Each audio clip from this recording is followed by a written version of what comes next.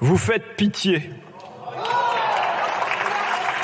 Oui, monsieur le ministre, mesdames et messieurs les députés et monsieur le président ici absent, vous faites pitié. Voilà le sentiment que vous m'inspirez. Notre pays vient de traverser la crise Covid. Nous en sortons usés, fatigués, exaspérés. Derrière, nous plongeons dans la guerre en Ukraine, avec l'essence à plus de 2 €, avec les factures d'énergie qui bondissent. Dans ce tunnel, quelle lumière allumez-vous pour les Français? Aucune.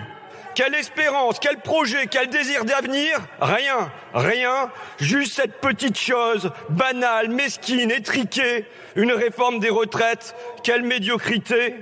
Vous faites pitié. Qui d'entre vous a déjà fait un métier pénible? Qui d'entre vous peut lever la main et dire, moi aujourd'hui, j'ai dû pousser des chariots avec 52 kilos de ciment.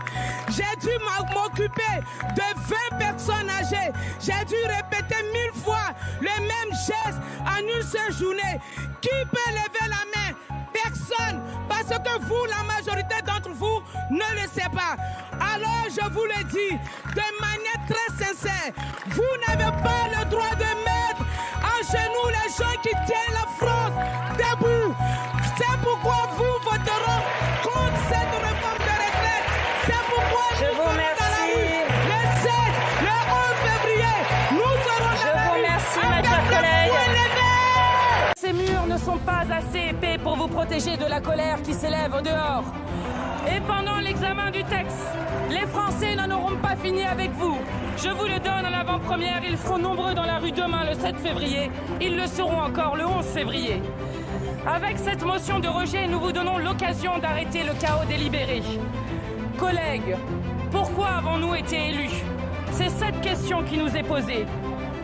Le vote de cette motion de rejet ne fera pas plus de vous un insoumis qu'un membre de la NUPES, mais un simple opposant à la réforme de retraite à 64 ans d'Emmanuel Macron, un simple opposant au vol organisé de 2 ans de vie, comme la majorité des Français. Votons en conscience, gardons à l'esprit que le peuple nous regarde, honorons le mandat que nous avons reçu de lui. Monsieur Dussopt s'était fait connaître par sa capacité à trahir les siens. En 2017, député, il avait voté contre le budget d'Édouard Philippe et 6 jours après, il le défendait au Sénat. Entre-temps, il s'était vendu pour un strapontin ministériel. C'était déjà lamentable. Mais Mediapart nous apprend qu'il n'était pas novice. Dès 2009, élu maire d'Annonay, il avait permis en fait à la SOR numéro 3 du secteur de continuer à faire de juteux profits. En secret, l'élu de cette modeste commune s'entendait avec le PDG de la grande multinationale. Il truquait un appel d'offres pour permettre à la SOR de garder le marché. Monsieur Dussopt recevait ensuite de la part de la SOR 2 lithographies d'un artiste coté et faisait payer par l'entreprise sa lettre d'information aux habitants. Jusqu'à peu, il niait les faits. Désormais, il est poursuivi pour favoritisme. Et c'est ce monsieur Dussopt que vous chargez de mener votre réforme des retraites. C'est lui l'homme qui nous veut du bien en nous volant 2 ans de vie. Qui peut croire qu'il agit pour l'intérêt général et pas pour sa carrière d'exécuteur des basses œuvres? Qui peut croire qu'il veut sauver les retraites par répartition alors qu'il les sabote? Qui peut le croire quand il affirme que votre réforme n'est pas faite pour favoriser les fonds de pension et la retraite par capitalisation? Monsieur Dussopt, à Bulot de la SOR, je ne vois pas comment il pourrait résister au champagne de BlackRock et d'AXA Prévoyance. Il est temps d'assainir, Madame la Ministre. Il est temps d'assainir. Vous voulez voler 2 ans de vie aux Français.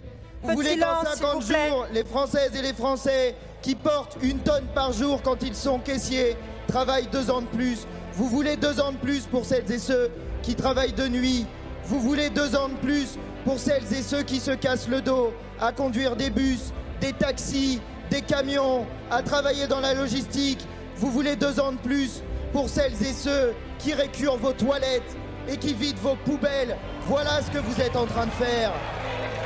Vous voulez, en 50 jours, voler ces 2 ans de vie à tous ces gens qui font tourner le pays. Eh bien, pendant 50 jours, vous allez devoir endurer les arguments de celles et ceux qui vous disent qu'il n'y a pas besoin de voler ces 2 ans de vie.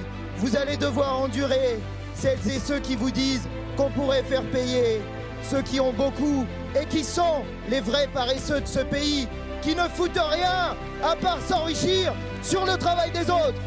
Les dépenses des retraites ne dérapent pas, mais elles ne sont pas compatibles avec les objectifs de politique économique et de finances publiques du gouvernement.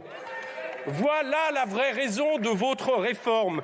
Faire peser sur les retraites la réduction du déficit financier de l'État, obéir ainsi aux injonctions de Bruxelles et aux recommandations du FMI. Je comprends que vous soyez passé à une autre justification. Compliqué en effet de justifier de faire peser sur un mécanisme de solidarité intergénérationnelle entre les travailleurs des déficits qui lui sont étrangers. Les dépenses de retraite ne dérapent pas. Elles vont même baisser à plus ou moins long terme selon les scénarios. Si les déficits se creusent, c'est une question de ressources. Je le reformule autrement. Si en 2030, le déficit que vous anticipez sera de 12 milliards, ce ne sera pas parce que les retraites coûteront proportionnellement plus cher. La question est quelles ressources entendons-nous mobiliser collectivement pour garantir cette conquête sociale ? Moi, je vous lis quand même ce qu'il y a écrit dans la loi du 14 mars 1941, la loi sur la répartition, sur l'équilibre démographique. De quelle année 1941. J'étais pas né, moi. Ah, c'est pas grave, c'est quand même la loi qui font de la répartition. Alors, 41. Oui. La loi du 14 mars 41. 1941. Oui. Je pense que la France n'était pas dans son meilleur jour. Mais vous avez le droit de prendre des références de Vichy, hein, mais c'est un peu Oui, compliqué. parce que 41, là, Emmanuel.